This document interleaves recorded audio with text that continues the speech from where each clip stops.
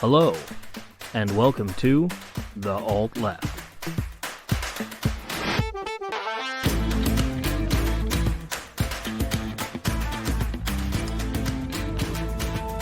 Welcome back, everyone, to The Alt Left. This is episode 44. I am your host, Chris.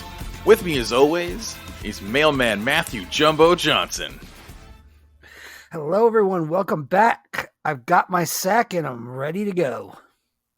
And the quantum healer himself, the Reverend Dr. K. Good evening, everyone. Just want to remind you, we are offering that special deal I talked about last week. Yep, buy one, get one at full price? Yep. Good. It's been a slow news week. Nothing's happening. DC's been real quiet. The government's going great. Bills are getting paid. Yep. Bipartisanship is on the rise. Everyone's working that, together. Yeah, both parties are in sync. Yeah, they have completely funded all of the government. It's been great. Yeah. So obviously that's bullshit. Besides COVID now hitting 700,000 deaths, some state governors telling you to go out and lick fucking doorknobs, DC cannot get anything passed. Literally, I swear to God, No. the Democrats could put up a bill saying American flag has 50 stars, and the Republicans would shut it down. That's because the Republican Party has absolutely no interest in actually Governing. doing anything other than obstructing anything the Democrats want to do. Well, the Republican Party and two Democrats. Just let's not forget Manchin. Hold on. Manchin is the biggest dino this side of the T-Rex from Jurassic Park. Right? First of all, Fair. And he keeps getting spotted, partying with Mitch McConnell on a boat. Like, this guy's not even a Manchurian candidate. I mean, this is basically Xi Jinping showing up. And here's the thing. You know what I've been reading? So apparently the reason he got elected is because he ran as a Democrat. And Pelosi has the power to kick him out of the party. And I'm just sitting here like, fucking do it. Kick him out of the fucking party. End this bullshit. It was funny. I was talking to my mother about it today, actually. We're having this conversation. And I was talking about, like, they just need to fucking just pull him out of the party. End of story. Just fucking kick him out. Yep. And she was like, well, yeah, but then they'll get, then they'll lose the Democratic votes. I'm like, what Democratic votes? Yeah. What Democratic majority? He's already voting with the It's Republicans. on fucking paper. Yeah, and here's the thing. If the only reason he got elected is because he ran as a Democrat, they'll elect another fucking Democrat. I mean, because remember, the president in power runs the party. And if I was Biden or Pelosi, the first thing I would say is, look, man, and again, I'm not only not a big fan of democracy, I'm not a fan of the Democrats at all. But if I was a moderate who stood for nothing and was part of the Democratic Party, I would pull Joe Manchin aside and say, so we're kicking you out of the party, and we are going to run the entire war chest against a Democrat against you. And you're going to be gone. And we're going to tell people that you're senile and you're old. And we're going to just trash your career. And you're never going to have a ticket again. Or you can stop being a piece of shit and get in line with the party that you signed up for. Now, I don't like this. This isn't the party politics I would actually like to play. But if I was trying to play hardball as the DNC, this is what I would do. And it blows me away that, Pelosi, who has brass ones, isn't reining him in. Instead, it's like you see that kid having a temper tantrum in the store because he won't get the new toy that he really wants. Just screaming and throwing shit. And the mom's just, oh, it's okay, hon. And it's like, wait, why don't you actually discipline your child? Why don't you be like, oh, well, you're acting like a fool, so we're going to go home and you're going to get fucking grounded because you're acting like an asshole. Like, instead of that, they cater to it. Of course, that's why the child acts this way. It's the same thing with Manchin. Yeah. Every single time something happens, the Democrats are like, hey, there's 50 stars in the flag. Joe's like, hold on a second. My Republican colleagues don't think there's 50 stars and we need a bipartisan vote. And well, how much money is this going to cost to do that? Because if it's going to cost $8, I don't think we can go over $6, and it needs to be made out of coal. And it's like every fucking time. And it's like and what's he done this whole week? Manchin and Sinema have just been in the Oval Office. They've gotten more, we were talking about earlier, man, they got more FaceTime with Biden than his own wife. Yep. They've just been strolling in and out of the Oval Office, making demands. And it's like, they're just getting fucking catered to. And it's like, well, when's it gonna? It's not gonna stop if you just keep giving them whatever they want. Well, and I was posting about this today, and it's like you've got the progressive wing of the party that's getting bigger and bigger and getting stronger and stronger, every election cycle, the progressives take more seats away from the centrists and the liberals. It's good. This is the way it's swinging. Most people with some kind of foresight would realize, hey, we better get on this train now sooner than later. But you've got Pelosi and Biden who absolutely refuse to embrace them. On the contrary, like Chris was saying, they are catering to them. And here's why. We've been talking about this before, but I'm going to say it again. It's because Pelosi and Biden politically align much closer with Manchin and Sinema than they do with the Squad. Because they're centrist, they're center-right corporate Dems.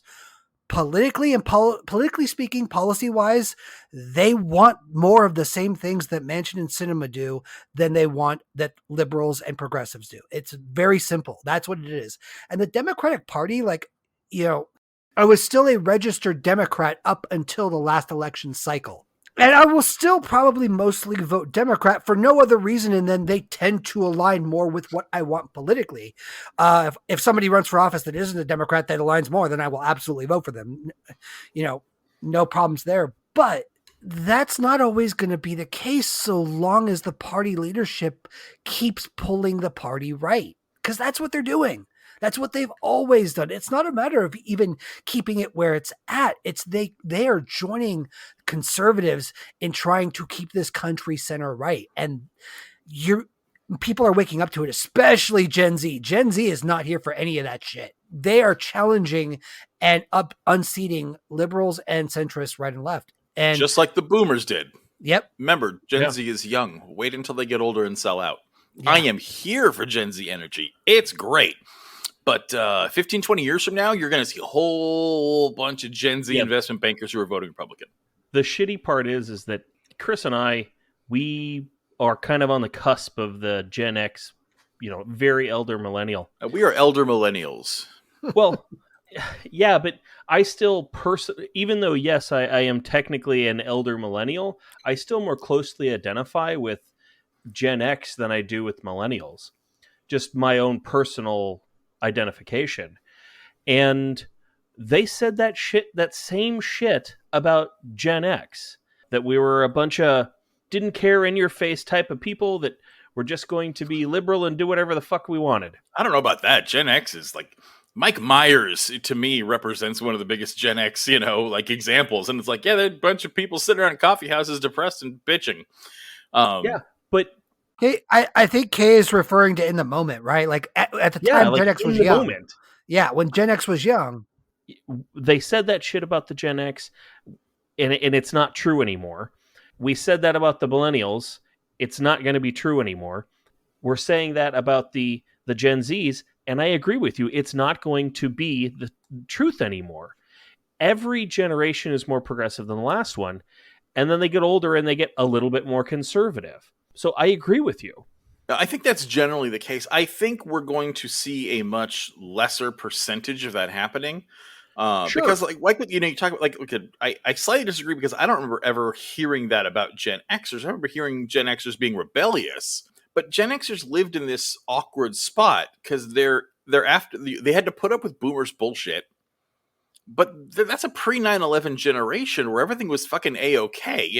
Gen Xers were buying houses when Clinton was in office, and America was, fucking running smooth as long as you were white or straight. But we hadn't gotten to an apocalyptic scenario yet, and that's why I think it's gonna be. I think it's gonna be a mixture because I think you're right. I think we're definitely gonna see Gen Z definitely fucking conservative out. It's gonna happen, but I think it's gonna happen less than it did to millennials, and I think it's gonna happen a lot less than it did to Gen Xers. And I would agree with that. Yeah. I agree that every iteration of generation changes less and less. Yeah. Gen Z were either not born or in diapers when 9/11 happened. And they were. That's very different than someone who had grown up before 9/11. Which, again, kind of explains it. Look at the ages of them. The baby boomers were already like middle-aged to elderly when that happened. So, of course, it's just, I'm afraid of new things. I mean, to be fair, Gen X is an anomaly. That's just a dark generation. They're just jaded about everything, and they just drink wine and go to bed. Millennials were just coming into adulthood if you're an elder millennial, or you were like in high school if you're a younger millennial. Yeah. And then the Gen Zers, the elder Gen Zers were like toddlers, and the young Gen Zers weren't even born yet. And so think about the world think about the world that each of those generations is in when they were 10, 11, 12 years old, when you start like understanding the world around you. And I think that explains a lot. It does. They say we're the last generation to know a world without cell phones. My point is simply that every time they always say that, and I think it is actually true, that we're much more accepting and on the left when we're younger, and then we still get a little bit more conservative as we get older, but it's less and less each time. And that's because the barometer moves, or the goalposts move around you, and you either move with the game or you just keep the views you had when you were in adulthood. Because that's the thing, it's not that people become conservatives. I know that's not what you're saying, but I mean, like, the general perception is that people just are liberal, and one day they're like, you know what, never mind, I don't like black people anymore. That doesn't happen. They don't wake up one morning and they're like, banks are good. No, they grew up, they had a political spectrum of belief, and that's what they locked into, and then the world shifted and general consensus shifted, and they were like, no, I'm happy here. And it's like, well, okay, but get ready for the elephant on your ballot, like, because that's what you're doing, is you're standing still. And everybody's worried about, or not worried about, everybody's surprised when Pelosi can't continue to move left. And it's like, well, how fucking old is she? She's in her 70s, right? Bernie Sanders is older than her, I'm just saying. But Bernie Sanders has always been much further left. Yeah. She started out, more center left. And as she's gotten older, she seems further and further right to us because of that. But that's the difference, is she has planted her feet and Bernie is on roller skates. And that's and that is the secret to life, is do not plant yourself on a political ideology that can't move. If your ideology cannot shift with changing times and an evolving culture, then you are stagnant and you are not doing any good in the world. And you're going to be left behind. I hope with all hope that Pelosi will just finally one day go away and allow the younger generation, the more progressive candidates, actually do what they want to do. But that's why boomers suck, is it's not because they're old. Mm-hmm. It's because human nature is to just plant your feet, and they've hit that age where they suck because something. Hold on. Can we just take a minute to appreciate? And I know it's not the same argument, but we got a communist using a human nature argument. Oh, I know. I freaking love it. Oh my God. That's great. Go ahead. But that is human nature that psychologists would actually agree with. That is cognitive dissonance. It is, I believe something, and it is painful to change my worldview and my beliefs, and so I will not. But we got to remember, as much as we trash the boomers and we give Gen Z all this credit, there hasn't been a more radical generation in U.S. history than the baby boomers. It's true. For the time, they were extremely radical. For any time. Baby boomers burned down Banks of America. These are the guys who literally fought cops when no one else would. These guys burned draft cards, which have never been done. Like, they took steps and leaps far beyond anything millennials or Gen Zs have done. They, in terms of how much they have broken cultural norms, to say "fuck you" is pretty amazing. If you actually, and it pains me to give boomers credit because I don't like it. And I also don't like giving credit to the whole generation for the actions of a minority, which is what baby boomers love to do. I love hearing like, "Oh, we shattered the glass ceiling. We ended the Vietnam War." And it's like, "Oh yeah, what did you do specifically? Tell me." Yeah, what protests and riots were you at? What draft did you burn your draft card? Did you run to Canada? No. I got a job at my father's law firm. Yeah.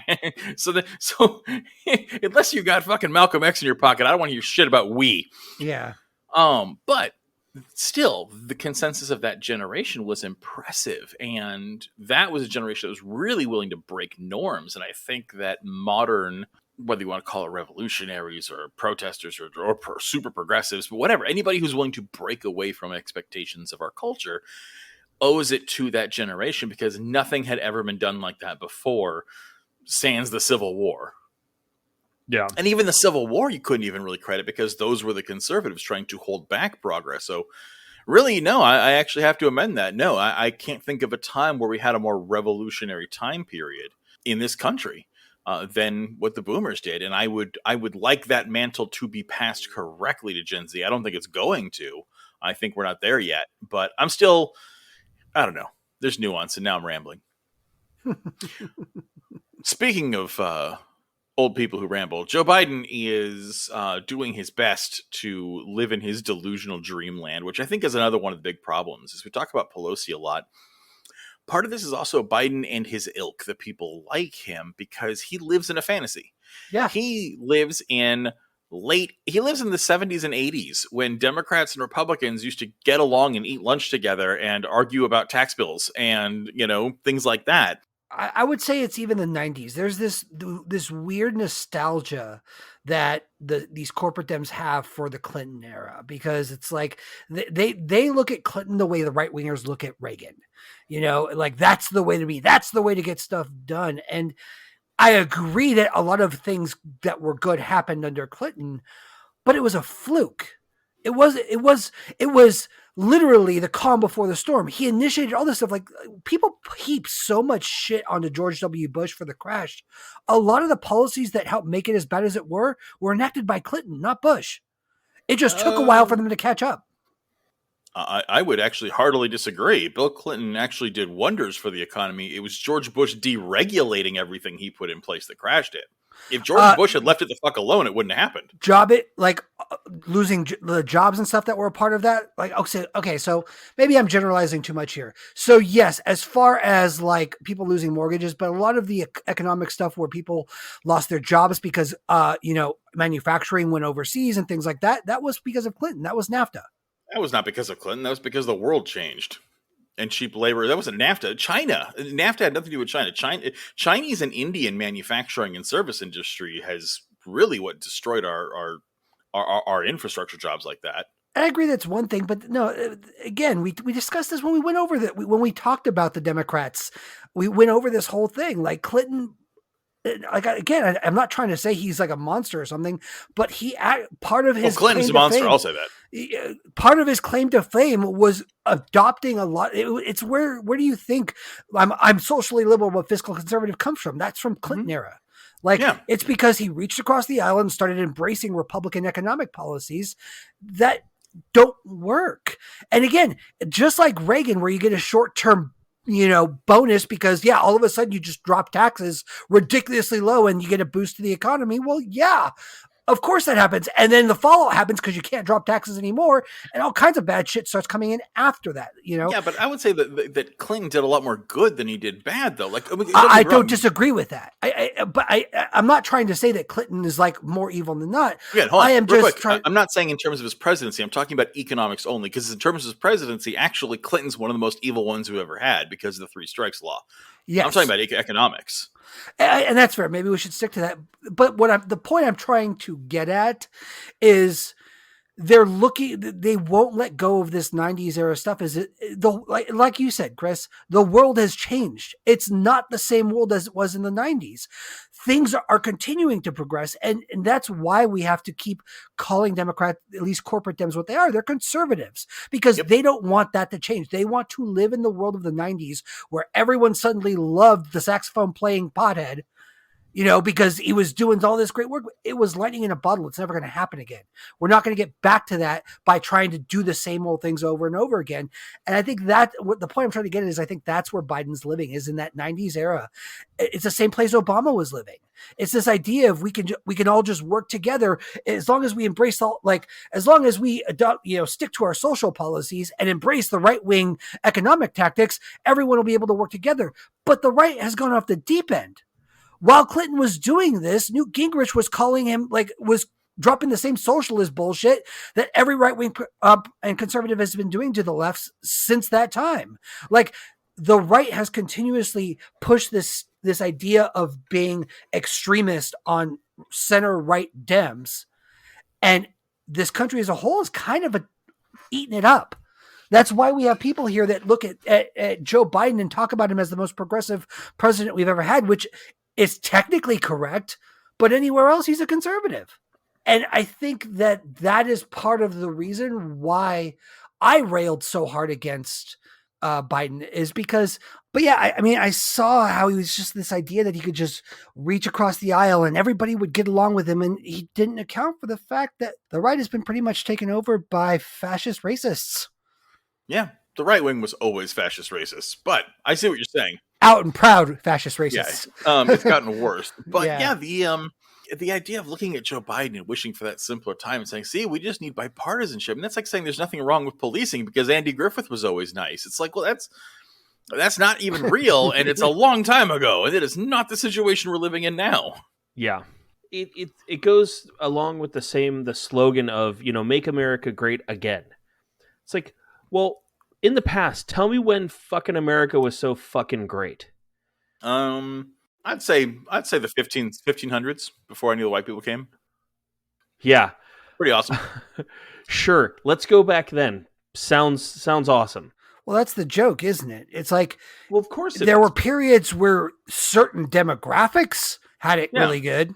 Well, it's not even necessarily certain demographics. Those same demographics were poor, didn't have any fucking money. There was a lot more poor people than people actually think or remember that there actually was. There was like the middle class, there was an upper class, and there was a whole lot of fucking poor people. Yeah. But they didn't know they were fucking poor because nobody else had anything else. The middle class was that ceiling was much lower than it currently is to be middle class. House prices in terms of percentage of income were much, much lower. So you could make a lot less money and buy a house because it was cheaper. Everybody talks about, oh, we can't buy a fucking house. Well, yeah, you can't buy a house because a fucking house payment is no longer only 10% of your monthly income. It's more like half of your monthly income. Yep. And worse if you rent. And worse if you rent. Because you're not even getting any fucking equity out of it. So in terms of like, yeah, there was a lot more people that were middle class, but the reason why they were middle class is because things were a lot fucking cheaper to start with. Sorry, make America great. Yeah, I don't know where we're going with that. No, I got sidetracked. Well, a side note is the Trump "Make America Great Again" slogan is really easy to track the etymology of, and it's terrifying because he stole it from Reagan. Yes, but he stole it from Reagan, who said "Make America Great," in the 50s, who got it from Hitler. Oh, Hitler. Okay. Like that's literally what Hitler campaigned on when he lost, was to make Germany great again. Like it's not, you don't have to go back far to do that. And that was taken also with, and it's God, what was his fucking name? Not Henry Ford. Jesus fucking Christ. The airplane pilot who flew around the world, and he was a famous American aviator. He made aviation cool. Charles Lindbergh? Thank you. Okay. It's like Charles Lindbergh, where he's the one who came up with the idea of America First. Charles Lindbergh, who was a huge anti-Semite, insane racist, and a nationalist. And it's like, yeah, so the two slogans from the greatest American ultra-white nationalist and the Fuhrer himself are what Trump used as slogans. So that's what I was thinking of is the America First slogan. That was also big in the 50s from KKK members and other racists that were talking about that because it's the same rhetoric they were using against black people during the civil rights. It had only happening a few years earlier. Like that America First, that Lindbergh America First thing was happening in World War II. Yeah. And so when the Klan was using it in the 50s and 60s, like, it was, it was only a decade later. So it was still fresh. They were around for it. So these are the reasons why the Democrats, at least corporate Democrats, are shitty. Now let's get into what they're doing that makes them even shittier. Yeah. So for anybody who isn't following this, here's the 30-second elevator pitch of what's going on. Is Joe Biden has the worst named plan in history. You want to talk about bad naming, like Trump, Build Back Better, which is just this, and they won't give it up. God, it's the stupidest fucking name. It's worse than No Malarkey. Back Better. I don't get the appeal because even people who love Joe Biden don't think it's a great name. I don't know how that got branded, and I don't know why they haven't pivoted to something else. But anyway, they are married to Build Back Better. Some fucking PR idiot decided that's what it was going to be, and Joe Biden went along with Grandpa it. Joe thinks now it's great. That's what it is.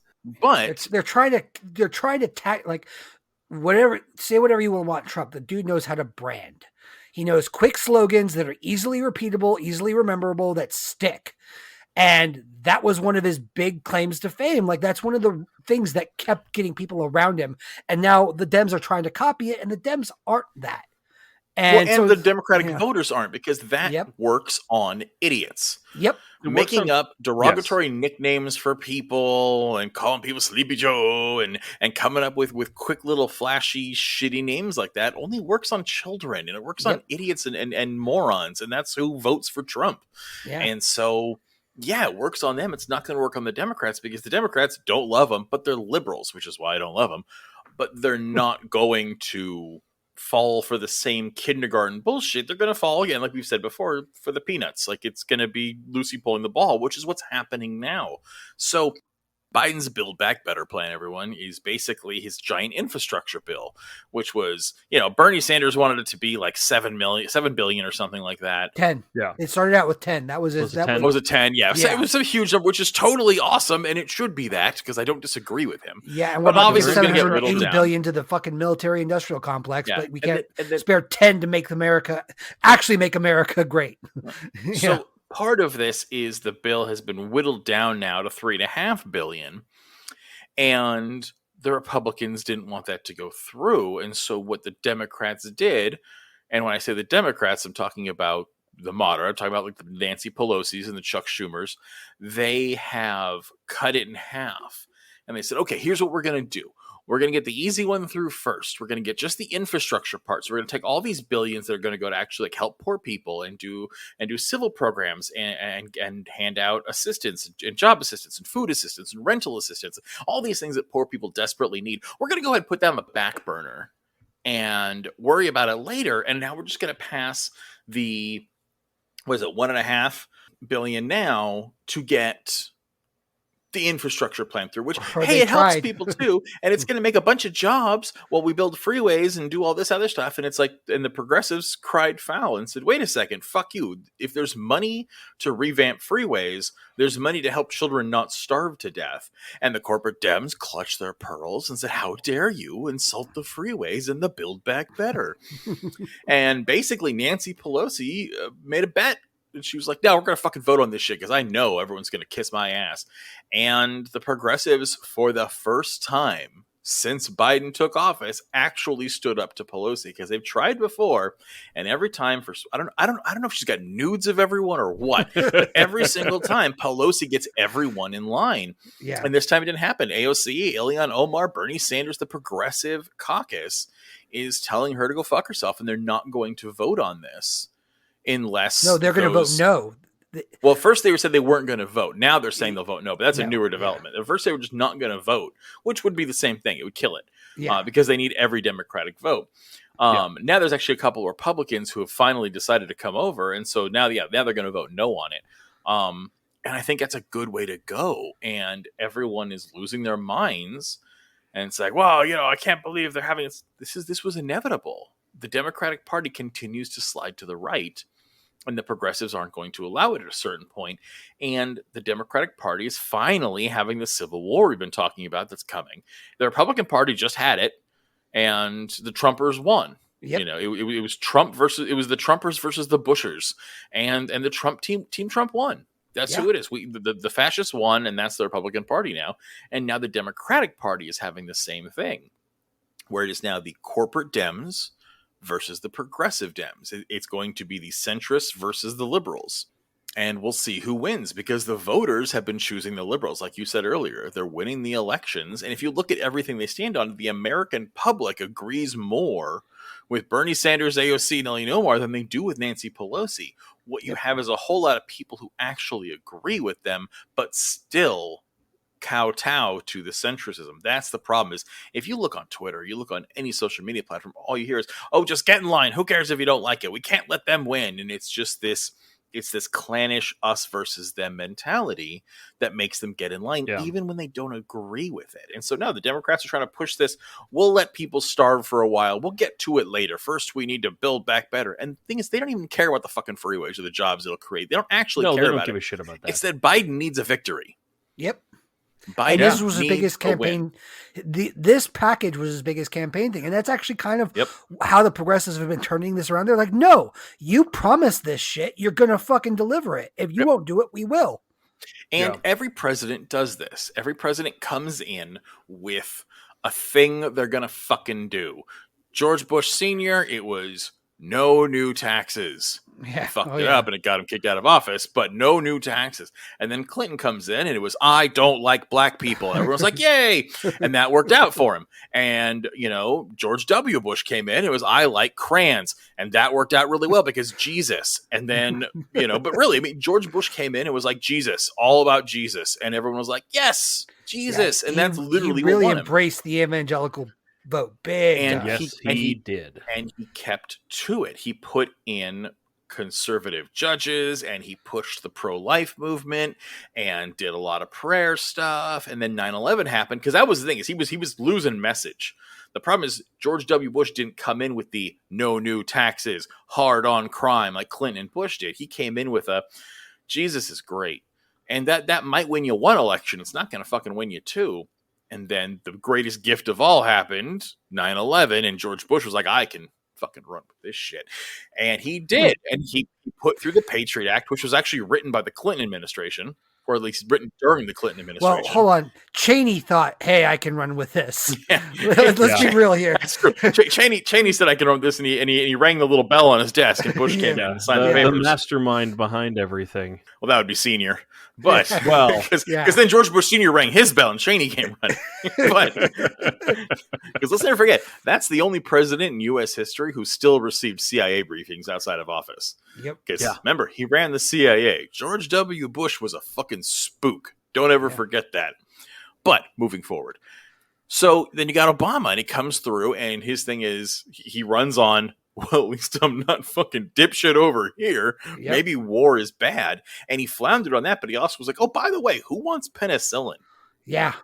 And so he put through the ACA, and that was his big win. And God, did it make McConnell's butthole puckered so tight you could have made diamonds with coal in it. It was wonderful. Man, they heard it all the way in fucking Mexico, man. Are you kidding me? Oh my God, the puckering of him. It was beautiful. And they just fought it over and over and over, and they lost over and over. Oh my God. And again, I don't usually cheer for partisan politics, but watching Mitch McConnell's delicious turtle tears was just the best thing about the Obama era ever. Anyway, but Obama failed. He needed that win because he failed on everything else he campaigned on. Obama didn't campaign on, I'm going to give you health care. Obama campaigned on, I'm going to end imperialism. Gitmo sucks. The wars are terrible. We should stop doing this. And then he got into office and was like, well, let's do 8 more years of war. What do you say? Let's drone bomb even more children. Gitmo, that's fine. Remember how I said I like Mexicans? Send them back. Obama failed on most of what he promised and what he was supposed to be. Obama was one of the biggest disappointments in Democratic history, if you ask me. He ran on change and hope and change, and did none of it. And did But he put through the ACA, and that was his saving grace with the liberals and the progressives. So, like, holy shit. Even though the ACA wasn't good, it's not what it was supposed to be. It was supposed to be single-payer healthcare. We were supposed to join the civilized world. Yeah, and have nationalized healthcare. We were supposed to join advanced nations like Mexico and India and have nationalized healthcare. And we're behind them still, but it was something. And then now here comes Biden. And, Trump, what does Trump campaign on? I'm going to make fascism great again. And he pulled it off. He did everything he promised. Trump came in and said, I'm not going to be fucking normal. I'm going to talk a whole bunch of shit, and it's going to be awesome to be white. And he was right. Trump's a piece of shit, but he actually came through with what he promised. The only things he didn't come through with was the stuff he made for the centrists. Like, I'm going to make more jobs. I'm going to help the economy. The promises he made that were all bullshit that we knew weren't going to happen, those didn't come through. But his actual promises, his actual dog whistles, you don't understand. Dust off the SS patch. It's coming back, boys. That's what he came through on. No, my second cousin, twice removed, he got a job under Trump. So clearly Trump did exactly what he wants. And that job was in solar, but that's not the point. Yeah. That's not the point. He got a job. You see, like, Trump said he would bring back jobs, and my cousin got a job. I mean, sure, his manufacturing plant was shut down because of Trump, and sure, the job he got was a green job that all the Dems talk about, but that is besides the point. Trump came through on that promise. Exactly. But now Biden needs something. Biden has no message. No malarkey wasn't going to fucking win it. And he got into the election on, hey, remember how much you liked Obama? Because that's really what it was. Yeah. Bernie Sanders was the lead by far, and then he came into, because the DNC begged him. They're like, Joe Biden didn't want to be president. Dude was retired. He was done. He was over it. Guy was hanging out with his dog and his wife, being like, it's good to be retired and white. And then the Democratic Party was like, help, someone slightly progressive is running and we're all going to fucking die. And so Joe Biden came in and he was like, hey guys, remember Obama? He J.J. Abrams does. That's what he did. And he gets into office, and what's he got to do? Because again, he starts with the Trump sucks, and that's what got him the election. But now he's in, and the problem is Biden sucks. And everything he does is a failure because A, he's a shitty president, and B, the Republicans are going to make sure that everything he does double sucks. So what's he going to do? He's got to build back better. He needs this fucking infrastructure plan. This is his ACA. This is his crime bill. This is his no new taxes. This is the dust off the Klan hoods. Like, this is his plan. This is his message. It's going to make the people who vote for him happy. And he needs this fucking win. And it's not happening. And it is delicious. Agreed. My thoughts. Yeah. I mean, and the thing is, like, I got to agree with progressives have been nothing but a disappointment. I mean, they've basically turned into the running joke of bags of hot air. But now it seems like they've a little bit reached down and found some balls. And I hope against hope that they take this and run with it and it works. Cause I have a feeling if they're able to get what they want out of this, I don't think they're going to stop doing shit like this. Like, I think they need a big win for them to realize, oh, hey, we can actually, do the job we were elected to fucking do and, take this party back. Yeah, 100%. We'll see what happens. Again, there's going to be a civil war. I am actually less optimistic than you. I do think this is going to give them a little more fuel and motivation, but I think they're going to lose. The Democratic Party is funded by the conservative agenda, and some popularists are not going to change that. That's not going to change until what should happen. It won't. But what would be good if God was real, what I would pray for would be that Bernie Sanders leaves the Democratic Party and actually starts his own, starts a progressive party, starts a labor party. I would recommend progressive. That's a more American-friendly term. We don't like labor because it reminds us of commies. But if he started a progressive party and he brought with him Ilhan Omar, AOC, Talita Rashad, like all these progressives in the House and the Senate with him, he could actually destroy the Democratic Party. Because the Republican Party would win everything, and the Democratic Party would have no choice but to be in coalition with the Progressive Party. Now, that's not going to happen because who knows? No. Tinfoil hat, you can put on shadow government or banking interests, whatever. Gives a shit. The point is, it doesn't I can tell you exactly what it is. It's so... Because you're absolutely right. The Republican Party would win every time. And there would be untold amounts of human suffering because of it. And none of them want that to happen. Vice President, my pillow guy. Yeah. Seriously, it's the one good thing about Trump not being about Biden being president. I don't like Biden as president, but at least the my pillow guy isn't like running the DOJ right now. Right. Here's my prediction. I predict this is going to fail. One of the things that really sealed that in for me was Joe Biden leaving the meeting today he had on the Hill, where he basically completely avoided the question the reporters were screaming at him of, why can't you unite your own party? Why can't you? Yeah, he dodged it completely. He was like, oh, come on. And you remember, you seen the clip? He turned around. He's like, come on, man, 50-50. I don't even know what the fuck that means. But I'm assuming he's talking about the Senate. I have no fucking clue. I don't think he has a clue, to be honest. I think you're exactly right. I think he's trying to. I think that's him trying to shift blame onto the fact that, or trying to allude to the fact that they don't have a clear majority in the Senate or some bullshit. Which it's still a weak fucking argument, whether I'm right or not. The thing is, it doesn't matter. Like he could have. He doesn't like, even if it's a weak argument or not. Like a reporter saying the answer was not like, come on, man. Like he could have been like, well, yeah, we have an obstructionist party who's not letting anything through. Politics are changing. Things are awful. And the Republicans want to do things like bring back lynch parties and not let women control their bodies. That's a problem. And I take offense to that. So if you're wondering why I can't rein the party in, it's because all of us have different ideas on how exactly to slay this fucking horrifying white dragon that is the Republican Party. Maybe you should get on board with that. Quit being a little dick. That would have been my response, which is why I will never run for office. But Joe Biden went to the Hill today to go talk to the Progressive Caucus with Pelosi and all them to try to be like, come on, man, and get this through. And it didn't happen because the progressives were like, no, dude, do what you fucking promised. And again, because remember, that 3.5, that's not like their demand. That $3.5 billion is the compromise. Yep. It is like a third of what they want. Sorry, $3.5 trillion. It is a third of what they actually wanted. This is what they have compromised for, and they're still not letting it happen. And Biden and Pelosi don't want to let that happen. They don't want to go to the compromise they promised they would do. So the progressives aren't budging, and Biden comes out of there and he says, look, we're going to come to an agreement. It might be in 6 minutes or 6 hours or 6 weeks, but which, by the way, he dropped 3 sixes. How have the Republicans not jumped all over Biden's 666 right there? Like, it's fucking... I don't know how that hasn't happened. Anyway, yeah, he said like, oh, it's going to be like 6 days or 6 weeks or 6 whatever. But we'll get there. And it's like, so you've basically just admitted defeat. You've basically just said, we can't pass it right this second. We're going to wait, which means they're going to starve them out. Yeah. And instead of threatening Joe Manchin and threatening, what's her name? Seneca? Cinema.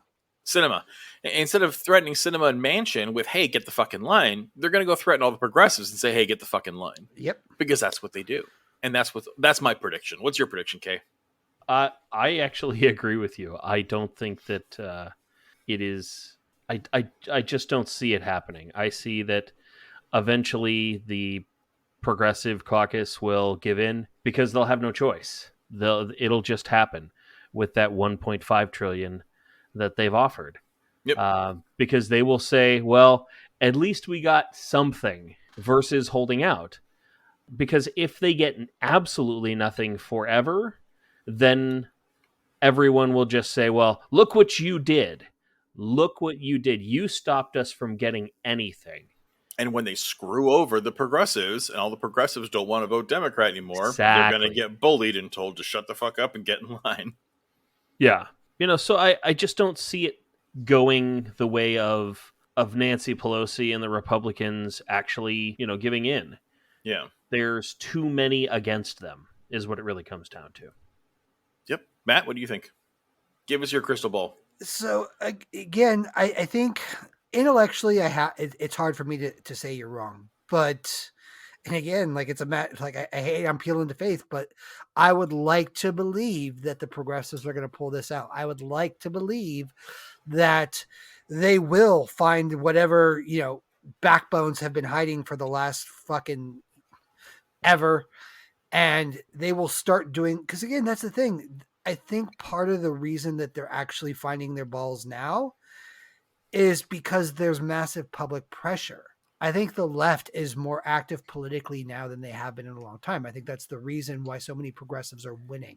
I think there has been for a while a massive grassroots movement that is starting to swell. And I think the momentum is on the side of the progressives if they only embrace it. If tomorrow we find out the deal's been struck behind closed doors over the phone or something, and the progressive have backed down, I'm not going to be like, oh my gosh, I'm shocked. I tell you. However, that is not what I want and not what I hope for. Well, and I don't want that to be what happens. I'm just being realistic. Yeah. I choose to see things through the most realistic lens that I can in life. Versus talking about what I hope to happen. Yeah, it's all well and good to hope, but let's be real. Yeah. I just don't see it happening. But I can only be down in the dumps and Mr. Negative Nancy for, so long. But yeah, I mean, that's kind of like, I think there's still hope. I guess my prediction is I think there's still hope for the progressives to again, pull one out and make this happen. but I guess I won't be surprised I mean, if I'll give you there's a valid hope. If you asked me to bet my checking account on it, I would not be betting your way. fair. Vegas odds Yeah. would not be in Yeah. that favor. Yeah, I just don't see it happening. Yeah, can't fault you for that either. So So that's the thing, though.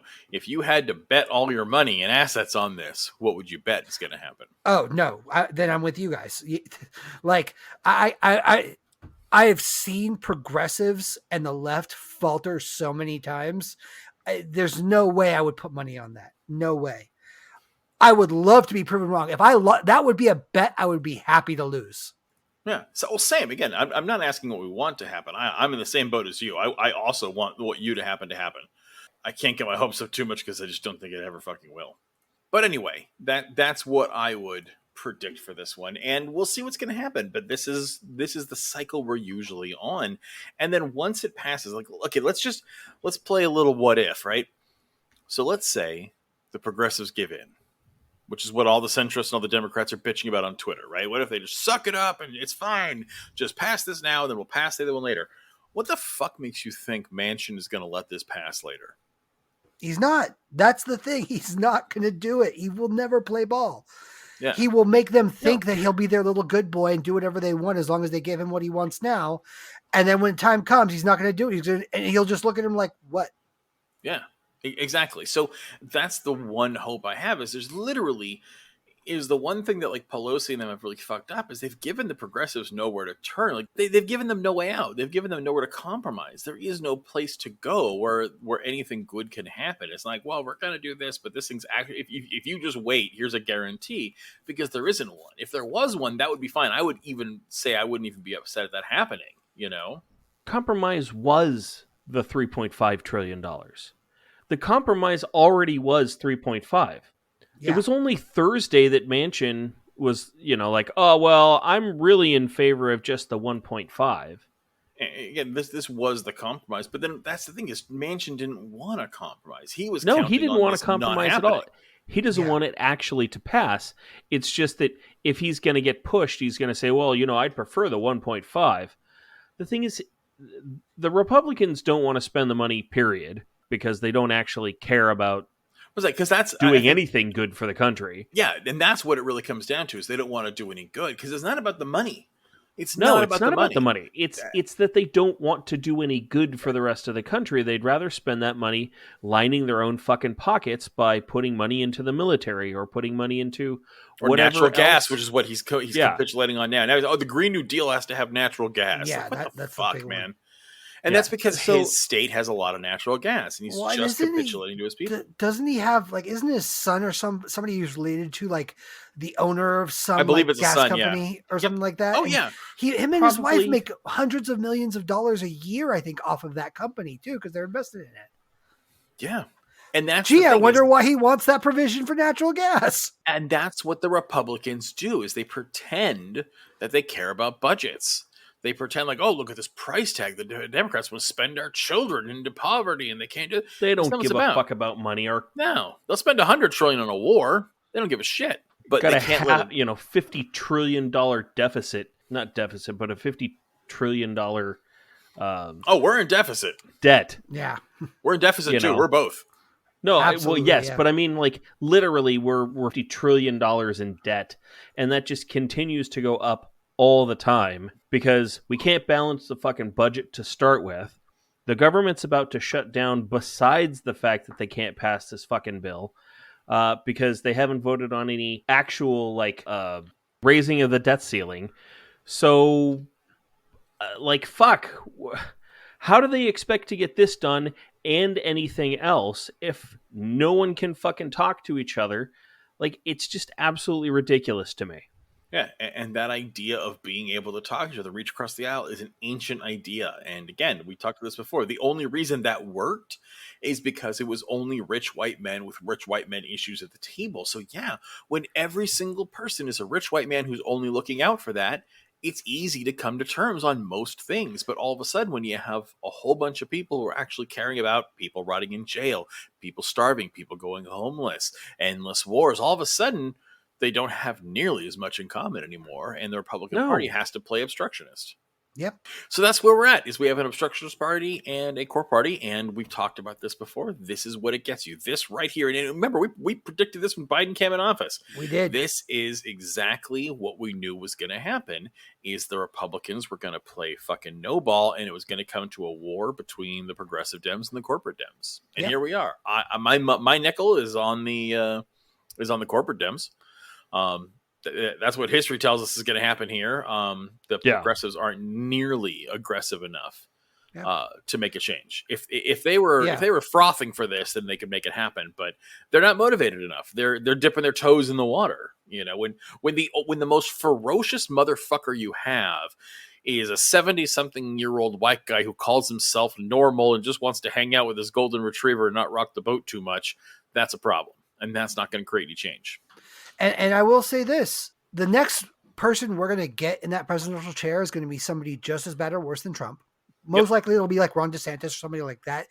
And he'll be worse because he agrees with Trump and he's competent. In that vein, I think that'll be the one campaign promise that Biden does keep, is that in the end, nothing will fundamentally change. Yeah. And we are going to continue on this shit carousel as it gets worse every election season. I look forward to it, don't you? Sure you don't want a revolution, Kay? I'm telling you, man, like...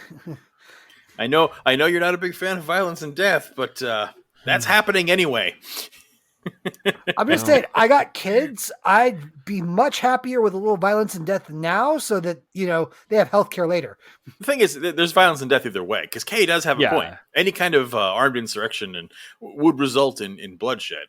I just feel that what our capitalist system does to poor people is also violence. At this point, we're just picking targets. Yeah. But anyway. We digress. That's an argument for a previous episode. And one in the future, I'm sure. Oh, I'm sure. So that is our take this week on what's going on with this.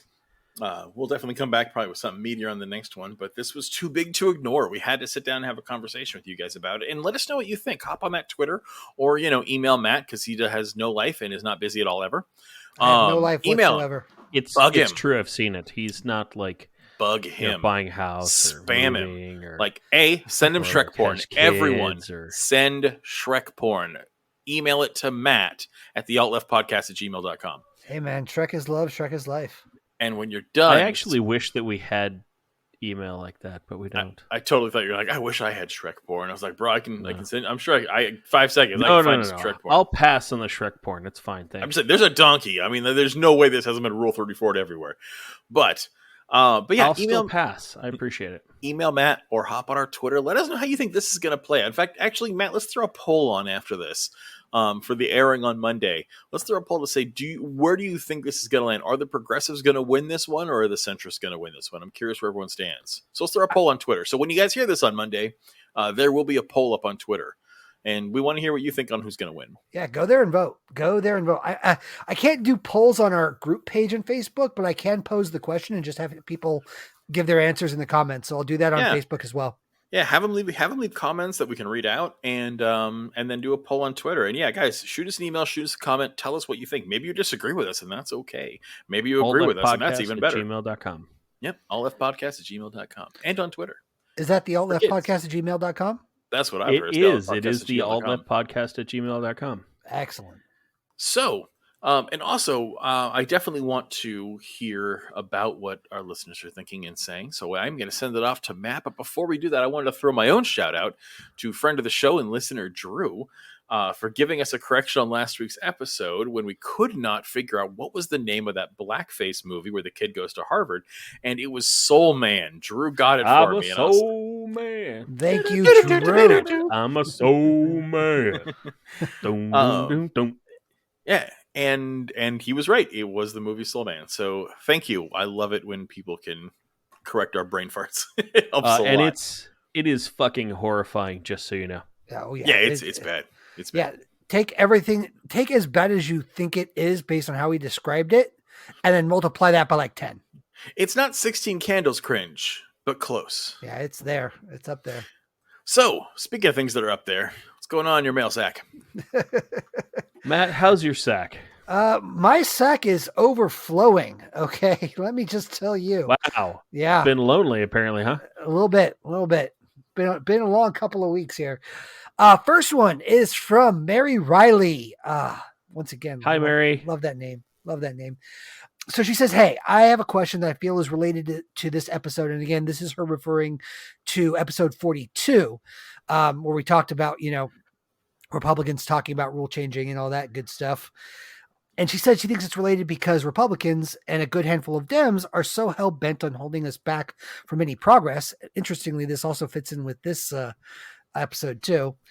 How do you guys, us, handle or prevent feeling hopelessness or burnout, especially with knowing that any major real progress will probably not be seen during our lifetimes as far as anti-capitalist ideas and climate change goes? It's hard to know if things will ever get better. It's something I struggle with, and I'm curious what your guys' take on it is. I do a podcast. I do agree that this has been very cathartic in a lot of ways. Because, we didn't always get to hang out or talk about this stuff on a weekly basis. It was, especially with COVID. And so this has been a nice outlet. But, I think staying informed is a big, in a way helps me a lot. Knowing that I'm better informed than a lot of the people I'm interacting with is both helpful and also disheartening. I think, talking about it is a big thing, trying to get involved in whatever way you can. I know that's hard during COVID, but it always felt good whenever I went out to a protest with Chris or something like that. Those are ways. When did we go to a protest? We've gone to a couple. The women's rights protest was the last big one that we went to. And I poop on that one these days. Not the Simi one, but the one before. No, the big one in LA. Yeah, that's right. I forgot we did go to the. It was the second year I was there. That I got to tell you, the International Women's Protest. That is when I saw the greatest protest sign I've ever seen in my life. There was this black woman walking around holding up this sign, and it just said, "I'm going to see all you nice white ladies at the next BLM rally," right? And I loved it because that was the women's protest in a nutshell. It is wonderful to see that a bajillion people come out in all the major cities and do this, and disheartening to see them completely disappear and vanish when it is not a protest directly benefiting them that is a safe place where the cops won't do anything. And it's a shame because it's like you look at the women's protest where there's a bajillion people and you're like, man, look at this. This is some mobilized fucking people. And then all the white ladies go home and don't care about any other issue. And it's really disheartening. And that's to anybody who wants to go out there and go to the women's protest. I'm not telling you don't. I'm not trying to shit too hard on it. Especially if you're not used to doing this stuff. It's a great place to start. It's a great place to network, to find people to do stuff. But just if you're upset at the Texas law, especially if you're a woman and you're really upset at this and the loss of your body autonomy at the sake of these guys, go there, shout about it, get fired up. I'm not saying don't. I'm saying have that same energy for people that aren't you. And that's the hardest part to do. It's really easy to get fired up on something that personally affects you. And I think that's a growth thing we all have to do. It's what I had to do. It's what everyone has to do. You have to start somewhere. And it starts with the thing that pissed you off because it took a right away from you or threatened you in some way. And then I'm asking everyone, when you do that on the 2nd, which is this, it's coming up. It's actually this will be airing after that because it'll be Saturday and this will be airing Monday. Mm-hmm. So if you went to that, everyone who's listening, I want you to remember how awesome it was, how cool it was to be in a sea of people who gave a shit and wanted to change things, and then take that energy and do it for someone who doesn't look like you. And that is how you get on the right side of history. Yeah. And now I'll get off my soapbox and back into Matt's mailbag. But no, so those are some of the ways we do it. I know Chris is big into the protest scene, so I want to make sure to take special note of that. Is, I think Chris is the one that kind of motivates the rest of us in our friend group to get out there and do stuff. I have a little bit of different advice. Yeah. While I love the politics and I love to talk about it, I work around a lot of Republicans. That's just the industry that I'm in. They're very conservative, but that's just the industry that I work in. Oftentimes I find myself just having to take a break. When you are burnt out, when you are feeling like all is lost and it is hopeless, you have to sometimes take a break. Turn off your regular news feed, stop looking at all of the political stuff, get away from it for 24 hours, 48 hours, a week, 2 weeks, a month maybe. That doesn't mean you don't care. Just remember that. It's not that you don't care, but you have to take care of your own self. You have to take care of your own mental health. Before you can help anyone else, you must help yourself. And if you're feeling burnt out with despair and hatred for the other side, you can do one of two things with it. You can let that shit go, or you can use it to fuel yourself. And sometimes it's good to just let it go. And I think that's valid. Self-care is important. And again, and that's not wrong either. And that's a good point, because that's not how I operate. That's how you operate. And I actually think more people need what you're prescribing.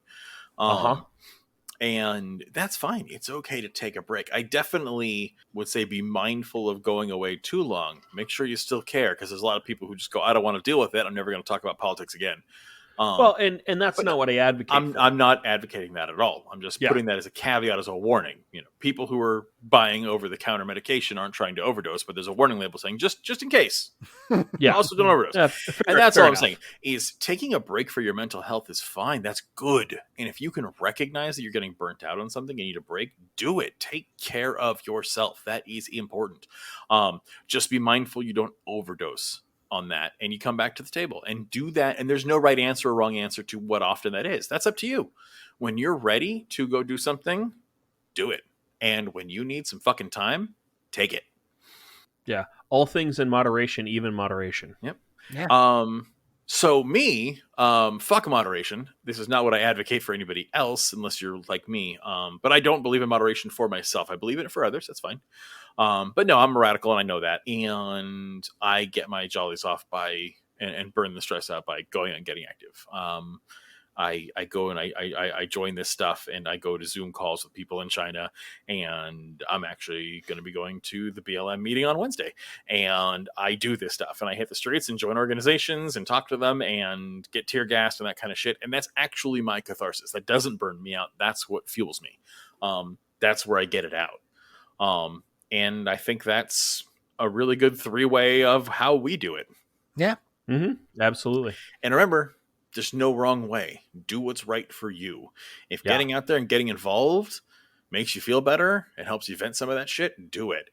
If fucking taking care of yourself once in a while makes you feel better, fucking do it. If running a podcast makes you feel better, do it. Painting, playing music, writing a song, dancing, fucking anything, do it. Do you want to get involved but you don't want to get tear gas? Cool. Bring sandwiches and bottles of water for people who are. Don't want to leave your house? Awesome. Get fired up online. Help people out. Be resources for others.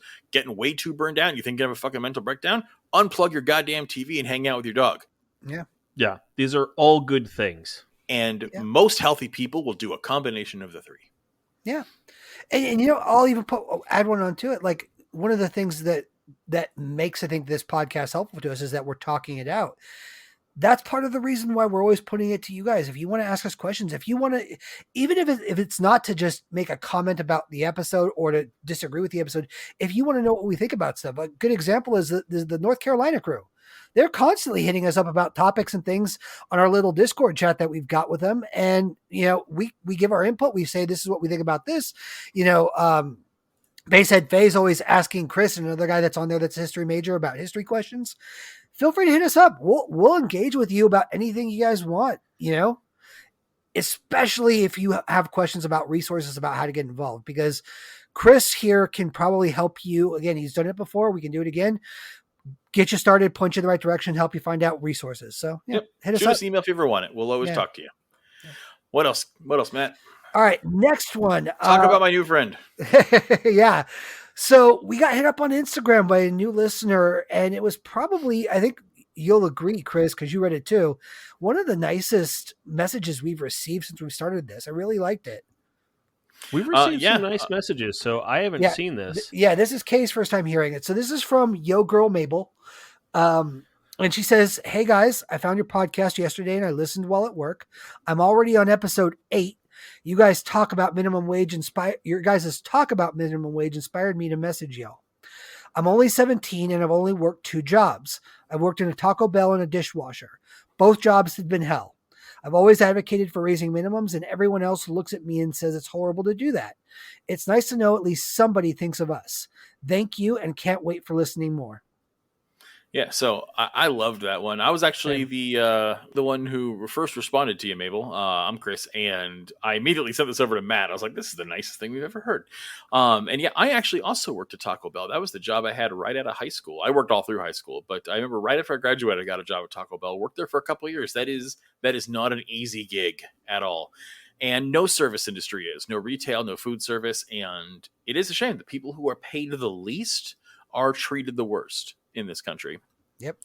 So keep your chin up. And don't lose faith, even if everyone around you is telling you you're a fucking idiot. If you are worried about the poorest among you and the people who need help, if people who are struggling the most financially are the ones you're looking out for, you're on the right fucking side. Absolutely. Absolutely. And glad to have you as a listener, Mabel. Yeah, thanks for joining us. This is awesome. Yeah, absolutely. That's great. And yeah, that was Chris.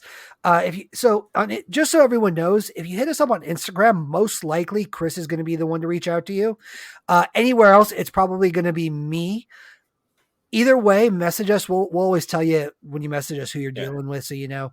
If it's email, it's 100% Matt. If it's Instagram, it's 90% me. And if it's Twitter, it's 90% Matt. 10% chance it's me. I log on to Twitter once or twice a week. And, and I'm busy editing. And I go troll Matt Gates.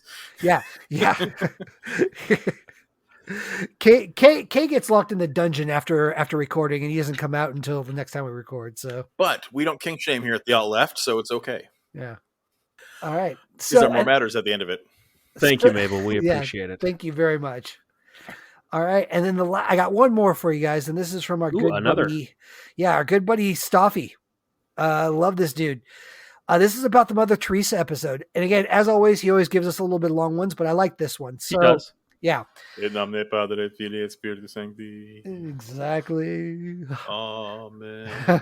So he messages from Mother Teresa twisting her nipples over poor people dying for Jesus, rubbing his balls on preteens. This episode was wild. I absolutely loved it and learned a lot. I knew they were bad, but didn't know it was to that extent. Can I just say, like, kind of stuff? It's funny you say that because another listener actually messaged us and told me something similar. It's our listener Alex. He drives a Tesla, and it'll immediately pick up wherever you were last on whatever you're listening to, and immediately blast it in the speakers. And it was apparently right when I was shouting out "Hail Satan!" So he's with his coworker, he's showing him the Tesla, and they go down to it, and he opens up the Tesla door, and it's me going, "Hail Satan!" Just. Stuff you talk about hearing us here talk about Mother Teresa twisting her nipples is just perfect. I hope you bust that out of a Tesla one day. So he goes on to say, I became an atheist in the past 4 or 5 years after being raised Pentecostal. Pew jumping. Wow. Yeah, pew jumping and faith healing. Our pastor was talking about spreading the word one day, and that if anyone rejects it, then they go straight to hell. I asked, if someone dies not having heard God's word, do they still go to hell? Because it doesn't seem fair otherwise. He said, yes, because they don't have the chance to reject it, so they get a pass. The last thing I told him was, so we're essentially damning everyone we preach to. Why not stop spreading the word to give people the best chance at salvation? That was the last time I set foot in a church, and over time slowly drifted away from religion altogether. The part I really liked in the episode was when Matt explained his conversion to atheism. How did Chris and Kay become atheists? I'd love to hear your rants and explanations for leaving the church. Keep up the good work. Love the episode. Kay, you go first. So I was was raised Methodist. I went to church every Sunday. I was part of the youth group. We did all kinds of fun stuff, retreats to skiing and doing all that kind of stuff. In my 20s, I really didn't go to church much.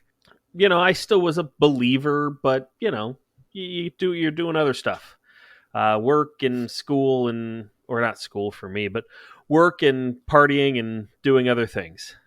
Honestly, Chris, was pretty religious there for a little while too. And I started going to church with him some, and at some point in time, I actually found a podcast, The Skeptic's Guide to the Universe, and started listening to them a lot.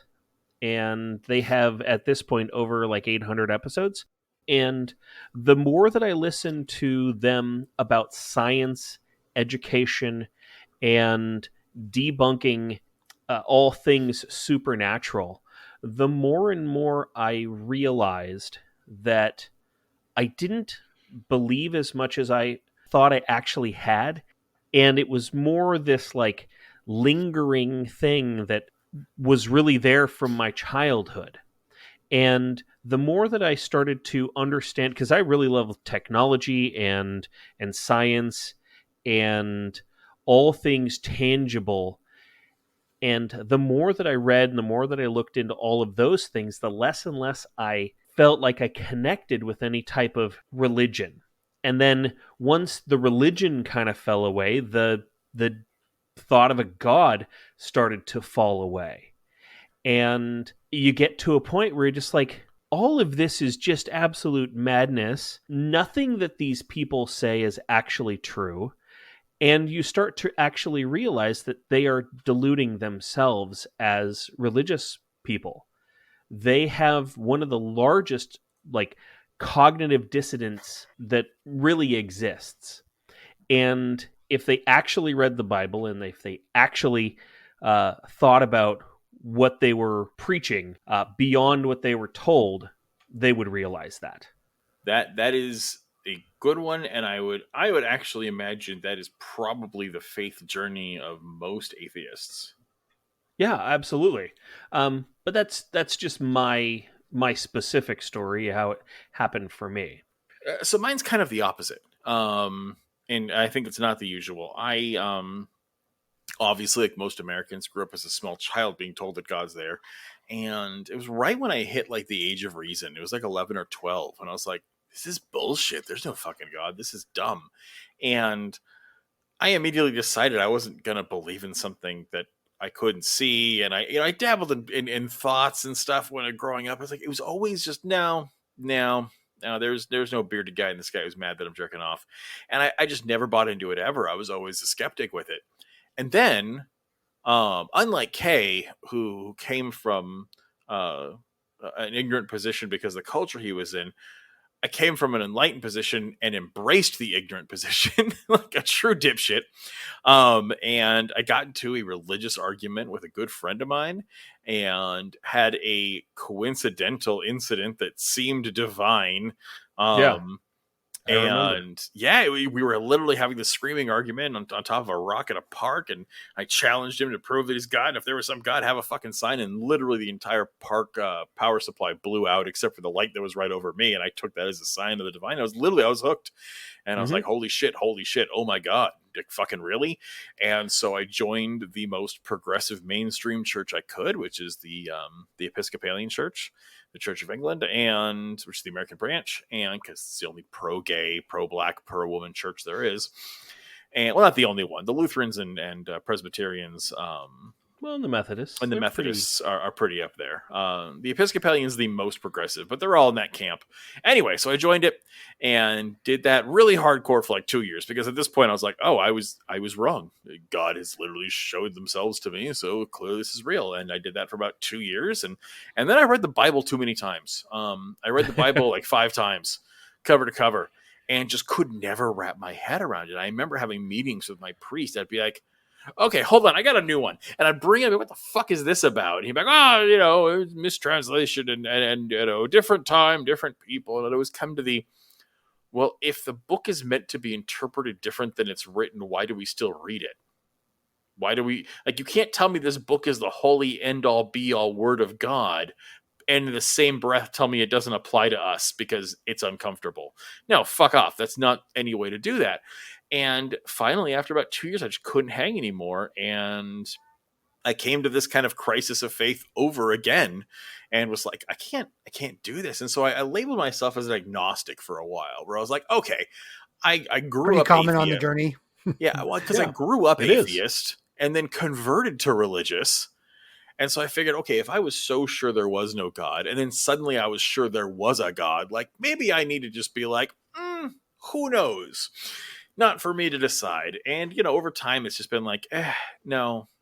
No, I can't, because one of two things is true: is either there is no God because there's literally zero fucking evidence for it at all, and if you were to apply Occam's razor, even if you can't count the evidence, because obviously, like, sure, you get cosmic background radiation, but you cannot actually peer into the beginning universe. We technically don't have video evidence of it, but again, apply Occam's razor. What's more likely? Cosmic fluke. And there's books out there like, it takes more faith to be an atheist because, like, oh, how could this universe happen so perfectly? It's like, well, no, like, the universe in perfect balance exists because that's the only way it could exist. Any other universe would fail. And then finally, one happened where it worked out for a few billion years, and here we are. So anyway, over time, I had to basically finally drop the agnostic title because I realized I didn't believe it all, and I was just taking a pussy way out of being afraid of being wrong again. And then I realized, what the fuck am I afraid of? Because if God is up there, he's a dick. Mm-hmm. Yeah, and I don't want to fucking believe in him anyway. God's cool with genocide, capitalism, child rape, and cancer. Like, worship that. He's also okay with slavery, incest. If you read the Bible, hell actually doesn't exist. Neither does heaven. There's all kinds of things. And it's funny you mentioned the reading the Bible thing, because that was actually, for me, that was the final nail in the coffin. So like I was questioning, and so the way the final just what an opportunity you missed for the final nail in the cross. Well, so it was in the midst of questioning it. I was working at it was my first job in healthcare. I was about, I want to say, like, I had already been questioning for a while, but I was about 23 or 24. And I was, like I said in the last podcast, I had started reading Dawkins. It was Dawkins, I forget what it was now. It's like where he goes down like his 7 questions or something like that. Dawkins, when that guy who's a total asshole that you hate happens to be right about something. Yep, exactly. Yeah, exactly. He's right about a lot of shit sometimes. Yeah, but he's a piece of shit. Like, that's absolutely the problem. is. I don't care that he's right about being an atheist. You know what? There's a lot nicer people who are right about being an atheist. Dawkins is an asshole. He's a dick all the time.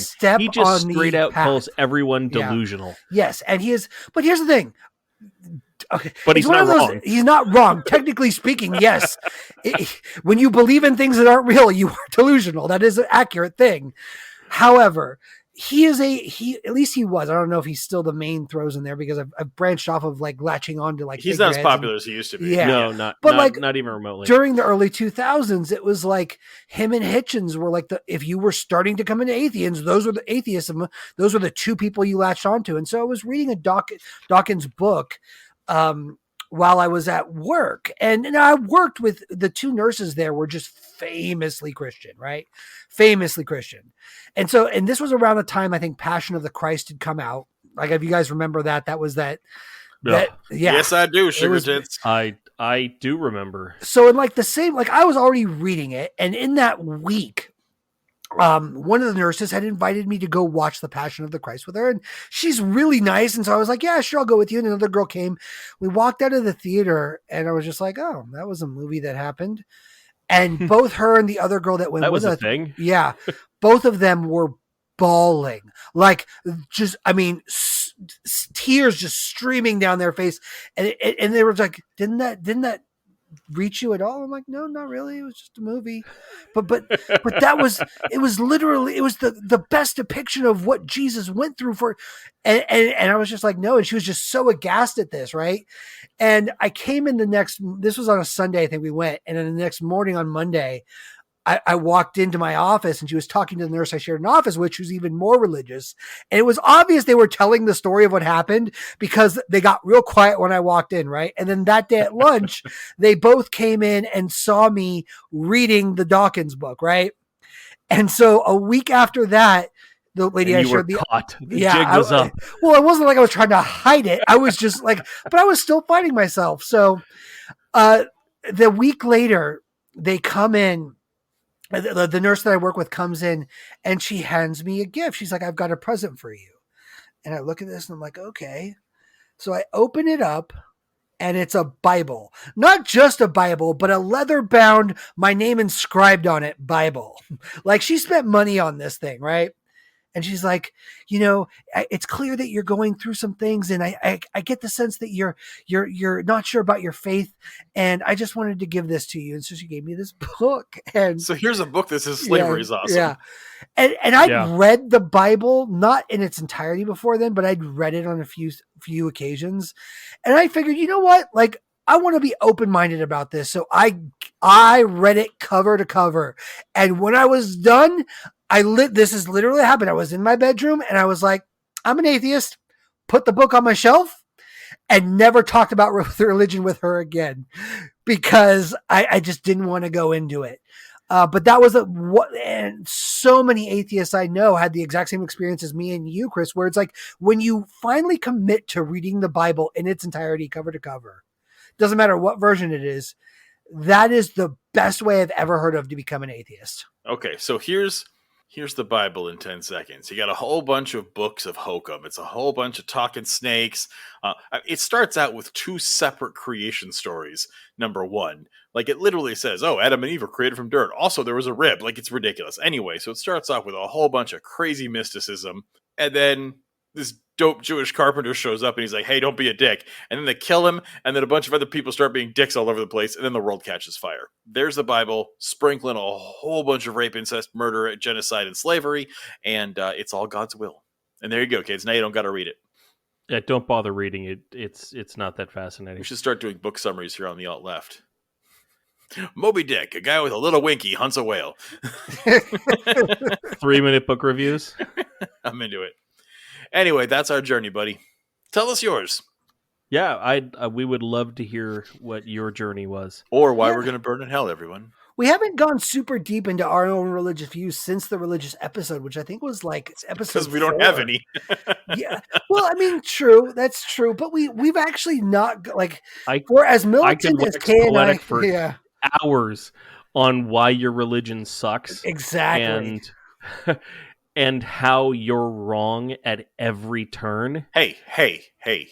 You can think whatever you want, but don't you dare talk about my God. He touched me with his noodly appendage and boiled for your sins. As he should. Ramen. Ramen. For those of you confused by that, Google flyingspaghettimonster.com. It's not porn, I swear. Do it. Thank us later. Yeah, and the Pastafarians are actually a political party now too. Oh, that's great. Yes. Yeah. But anyway, yes, that is where we're at. Maybe we'll cover it more. But yeah, these are, like Matt was saying, these are the good questions. Ask us stuff. Ask us about us or what we feel about something, or tell us we're wrong, tell us we're right. Either way, message us in, and we will always talk back with you. We love it. This is actually my favorite part of the show, when I'm tired from screaming at a cloud from a soapbox and I get to actually talk to people. So, thanks for being here with us. Join us next week. We'll be back here on Monday, filling your ear holes with crunchy nuggets of leftist goodness. Until then, take care of yourselves, take care of each other, and remember, kids, the revolution is you.